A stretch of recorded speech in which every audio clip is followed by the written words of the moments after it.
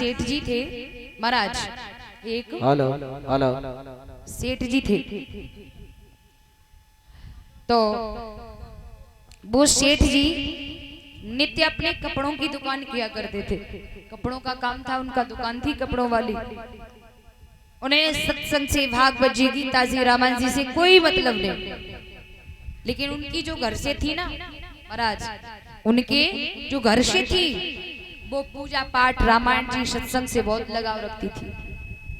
और परीक्षित महाराज ये बात सत्य है, ना ग्रहम गृह मिथ्याहु गृहणी गृह मोक्षते। वास्तव में घर को घर नहीं कहा जाता है, एक गृहणी से ही घर बनता है।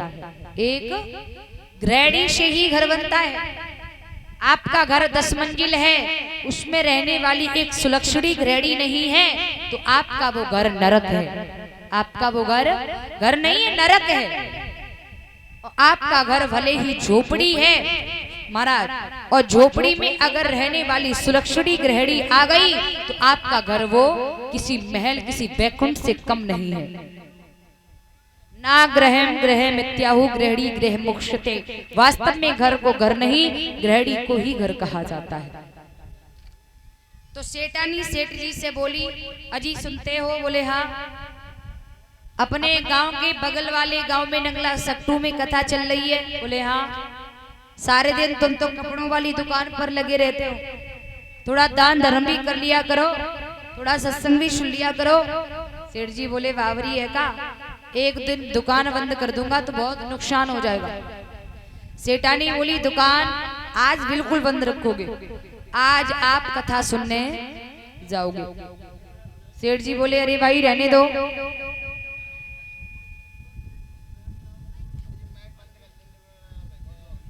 50 रुपए श्रीमान छोटू भैया बिचनपुर से, 50 रुपए श्रीमान अर्जुन भैया जी बिचनपुर से। दोनों भाई 51 रुपए से छोटी बहन को भेंट कर रहे हैं। प्रभु से प्रार्थना करेंगे नव क्षेत्र में आगे को हाथ बढ़ते रहे, प्रभु कृपा वर्षा मां लक्ष्मी धाई निवास करती रहे, शंभु कुबेर भंडार भरते रहे, सकांक्षा है महाराज। बोली भक्ति और भगवान की।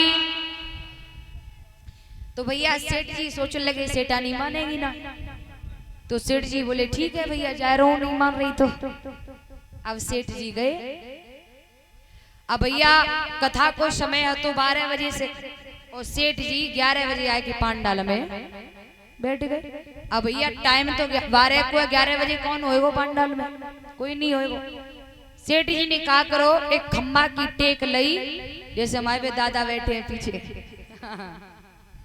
खम्बा की टेक लेके बैठ गए। और किसी चीज का हमें सारो, काउ चीज को हमें सारो मिल जावे तो आलस आ जाता है। किसी चीज का सारा मिल जाए थोड़ी देर हम बैठ पाएंगे, थोड़ी देर बाद फिर कैसे करेंगे। हाँ निंद्रा आकर के हमें दबा लेगी। तो महाराज अब सेठ जी खंबा की टेक लेके बैठ गए। थोड़ी देर तो जगत रहे, थोड़ी देर बाद नींद आई गई। अब भैया ठीक 12 बजे तो व्यास जी आए, उन्होंने अपनी कथा शुरू कर दी। सेठ जी खंबा से टिके बैठे, उनके आगे आए के एक दादा बैठ गए। सभी लोग श्रोतागण आने लगे। अब सेठ जी को न्यों नहीं लग रही है कथा पांडाल में बैठे, उन्हें न्यों लग रही है वहां पे कपड़ना वाली दुकान पे बैठे। अब सेठ जी सो रहे हैं और उन्हें जो लग रही है सोवत में हम पे दुकान में बैठे हैं और कस्टमर आए हैं, हम उन्हें कपड़ा दे रहे हैं। अब उनके आगे एक दादा बैठे थे, वे बैठे कुर्ता पहने। अब सेठ जी के हाथ में सोवत में वो कुर्ता पड़ेगा। अब उन्हें तो जलेगी नहीं, हम अपनी दुकान पर कुर्ता मतलब थान में से कपड़ा फाड़ रहे। उन्हें कहा करो उनको कुर्ता पकड़ो और सोवत में ही एकदम इंडिया गेट बनाया था कुर्ता को। हाँ अब एकदम से उसने देखा, अरे तुमने ये क्या कर दिया। सूर्य जी बोले अरे भाई देखो भाई किसी से कहना मत, झगड़ा मत करना, मैं थोड़ा सो गया था, मेरा दिमाग मेरी दुकान पर चला गया। अच्छा अच्छा तो सुनो मेरे साथ चलो, मैं आपको अपनी दुकान पर चल करके आपको कुर्ता मतलब कुर्ता का कपड़ा दे दूंगा। अब जब उसने गलती का एहसास कर लिया तो वो बोले कोई बात नहीं, फट गया फट जाने दो, कोई बात नहीं, लेकिन आपको ये तो होना चाहिए सत्संग में कैसे बैठना चाहिए। अब सेठ जी भैया शाम को घर पे पहुंचे, सेठानी बोली सुने आए। सेठ जी बोले क्या बताओ, बोले बताओ तो सही। बोले सेठानी मैं क्या बताऊं। सेठानी बोली बताओ क्या क्या सुना। सेठ जी बोले तेरी कसम में सच्ची बताऊं झूठ। बोले बिल्कुल सच्ची। मुंह को तो न्यों लग रही, मुंह को नींद को झोंका आ गयो, मैं तो सो गयो। सेठानी बोली बताओ जब सो गए जाके तो क्या पल्ली पड़ा होगा। कोई बात नहीं, अब कल फिर जाओगे और कल ब्याज जी जो भी सुनाए वो तुम हमें सुनाओगे आकर के। सेठ जी सोच रहे कि जब बड़ी आफत आई, कल को भी नुकसान है गया, दुकान बंद रही और आज भी नुकसान। चल कोई बात नहीं। जब भैया दूसरो दिन भैया तो सेठ जी चले तो सेठानी बोली रुक जाओ, कल की तरह फिर सोई जाओ तुम। बोले फिर एक ले कॉपी और एक ले पेन और ब्याज जी जो कुछ कहे सो तुम लिख लिख के लइयो।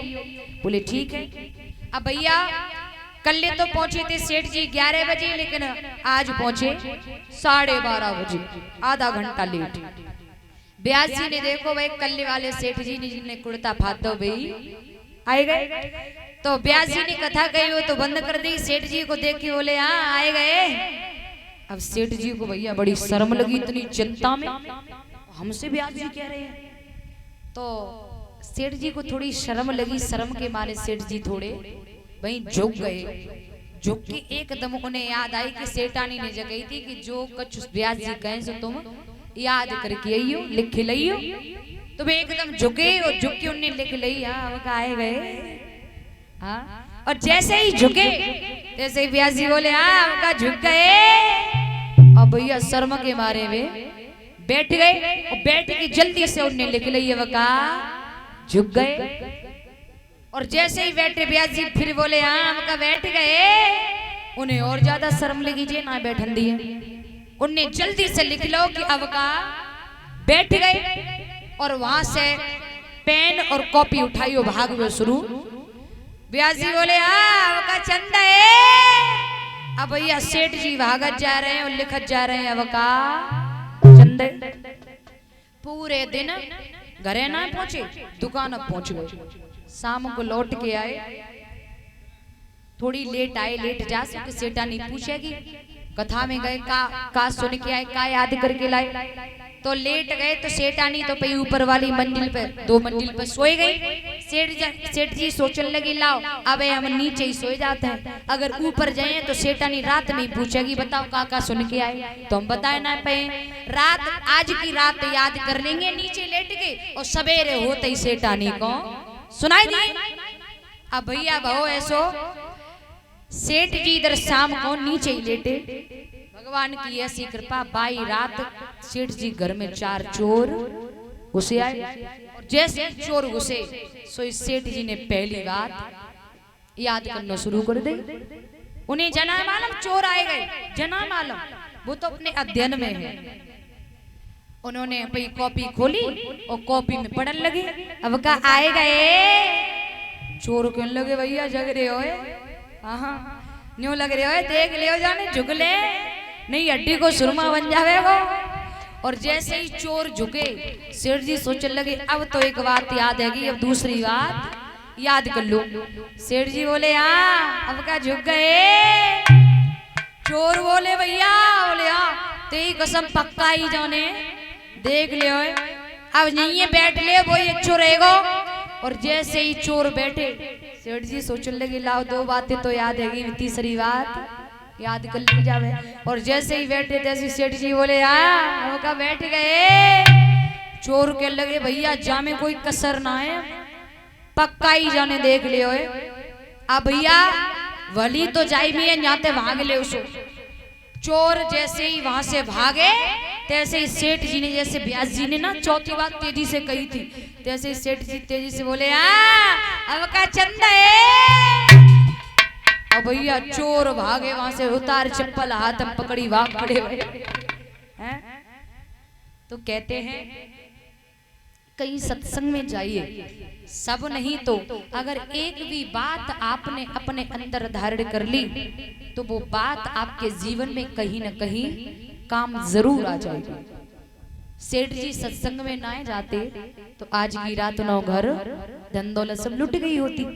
तो तभी तो कहते हैं कि सत्संग में जाइए, भागवत जी में जाइए, कुछ न कुछ लेकर जरूर आइए, कुछ न कुछ जीवन में धारण जरूर करिए। बोलिए गोविंद भगवान की भैया।